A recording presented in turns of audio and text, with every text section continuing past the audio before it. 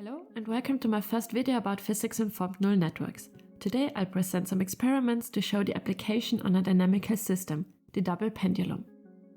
The presentation is structured as follows. First, I'll give a quick introduction.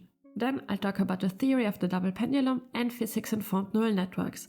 Afterwards, I'll continue with the results of some experiments and conclude everything with a summary, limitations and a quick outlook. Introduction. Numerical methods of solving ODEs. Numerical methods are important for modeling and forecasting dynamical systems. Traditionally, numerical methods use step-by-step procedures to obtain the approximation of the solution in an iterative manner. For example, the Euler's method or Runge-Kutta. However, these methods have some problems. In higher dimensions, the mesh generation can be complex. The incorporation of measurement data in the form of noisy data and incomplete data can be difficult, as well as solving inverse problems with hidden physics is difficult. Now we all know that a seemingly promising solution to every problem concerning data is a deep learning approach. Physics-informed neural networks. The traditional purely data-driven learning approach also has some problems. It requires a large amount of data. The results of the trained model are often difficult to interpret, and there is no guarantee of fulfilling the underlying physics. The idea is the following. We incorporate information about a physical system. We distinguish three different use cases. The small data regime with precise knowledge of physics, some data and partial knowledge of physics, and lastly, big data and no physics. This thesis is concerned with the first case, little data and known ODEs. In physics-informed neural networks, we incorporate the physics by minimizing both the residual of the differential equations and the initial condition loss, and possibly the data loss when incorporating additional measurements. Thus, we deal with a multi-objective optimization problem that is solved numerically via gradient descent. The advantages of this approach are a mesh-free and seamless integration of physics and noisy data. The drawbacks are heavy convergence issues due to conflicting objective functions and due to the influence of the length of the computational domain and weighing of the individual loss terms. The double pendulum. As the name gives away, we have two pendula with lengths L1, L2 and masses m1 and m2. Theta1 and theta2 denote the angle to the perpendicular. The system vector consists of the two angles and the two angular velocities. The equations of motion consist of the following four equations. On the following slide, we can see the nonlinear relationship of the physics residuals of the last two equations. Physics-informed neural networks, or short PINs. Now we'll have a short overview of vanilla PINs, the architecture and the loss functions to be minimized. First, we look at the network architecture. We have an input node, in our application the time t. Then the hidden layers follow. In this figure, two layers with 5 neurons respectively. The activation function is chosen as the swish function defined below. The output consists of two nodes that correspond to the two angles theta1 and theta2. The angular velocity and acceleration is obtained by automatic differentiation. In our next step, we look at the different loss terms. First, the data loss.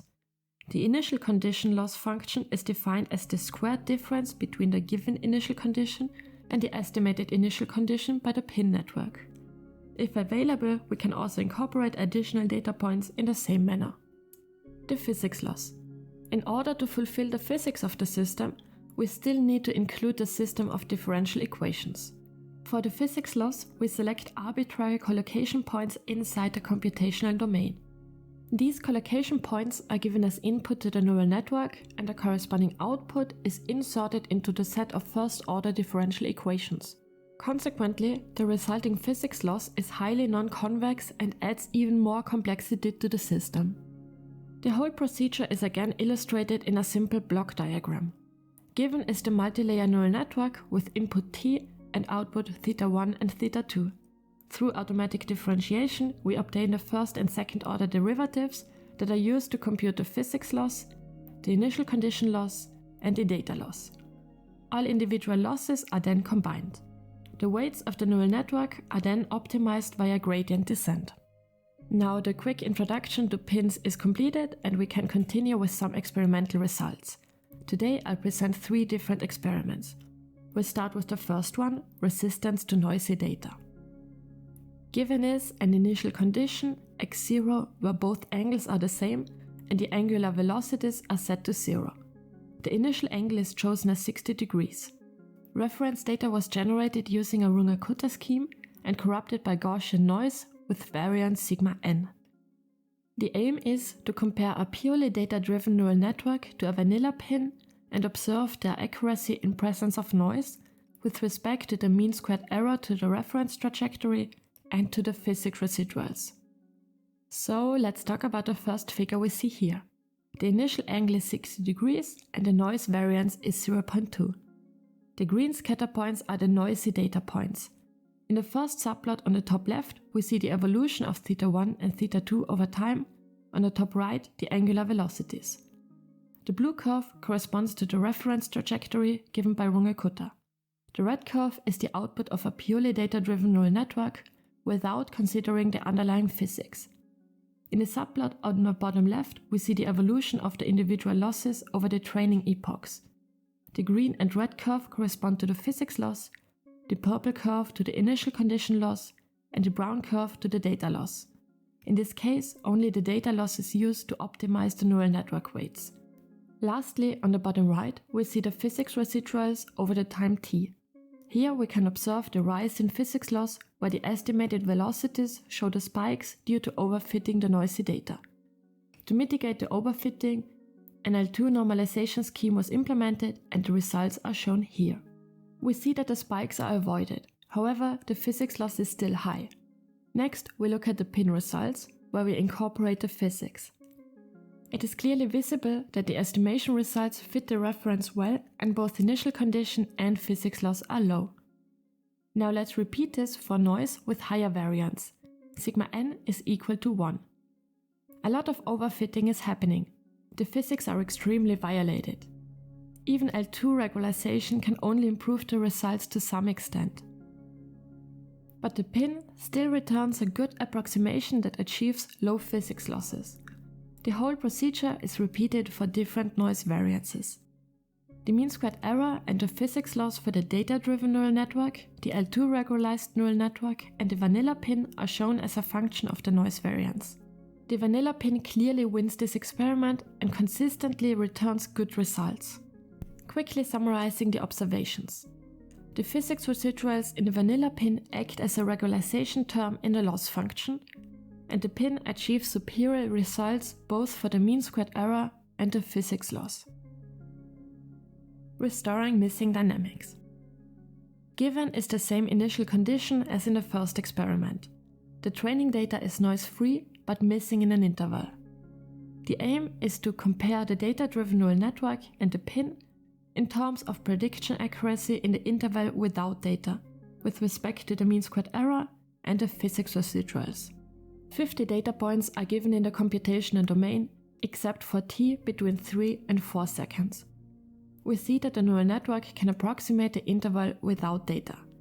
But looking at the pin solution, we can clearly see the improvement. When increasing the interval without data even more, the data-driven neural network naturally fails. However, the pin can still predict the trajectory extremely well. Again, we look at the direct comparison between purely data-driven neural network and physics-informed neural network with respect to the mean squared error and the physics loss in those two diagrams. Again, the pin returns overall better results. Thus, we could observe a good interpolation performance and low mean squared error and physics loss. However, we can experience convergence issues for large computational domains. Lastly, simulating chaotic behavior. In this last experiment, only the initial condition is given and no additional data points. The aim is to obtain the solution trajectory for a specified computational domain given the initial condition x0 and full knowledge of the underlying ODE system.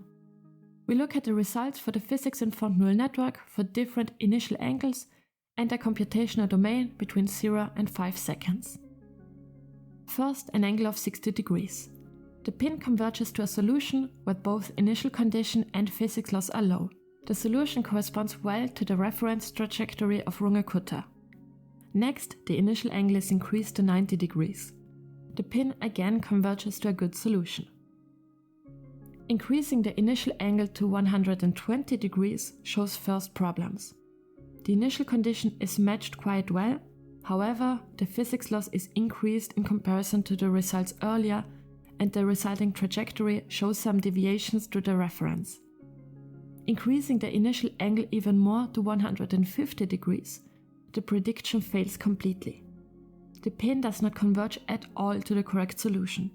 In fact, some initializations converge to the unstable equilibrium point where both pendula are at a 180 degree angle. The physics residuals in this unstable equilibrium point are low, and the pin converges rather to the unstable equilibrium point than to the correct solution. Interestingly, the prediction improves when decreasing the computational domain. When decreasing the domain to a length of 2 seconds, the pin suddenly converges to the correct solution. Summarizing what we could observe in this last experiment. The pin could successfully predict certain trajectories, but we have severe convergence issues for certain initial conditions and longer computational domains. Therefore, we have a need for additional methods to mitigate those failure modes of the vanilla pin. Limitations and outlook. Today I showed 3 experiments where the pin could show off its good performance. However, there are still many issues that need to be resolved. So I'd like to finish this presentation by giving a quick overview about the limitations of pins that motivate some further experiments in this thesis. Pins have convergence issues due to multiple loss terms. In the literature, some methods are proposed to solve those issues.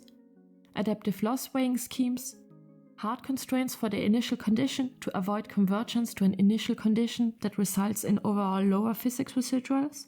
Also, partial information can be incorporated to improve convergence. In our application, for example, measurement data of the first pendulum, θ1 and ω1. In addition, a very recent study has been published talking about the violation of causality and the sensitivity to initial conditions. They propose a certain masking function for the physics loss and promise good results. The description seems fitting to our problem, but still needs to be implemented for our setting and tested in further experiments. All literature cited in this presentation is listed here. So, thank you for your attention and watching this video to the end.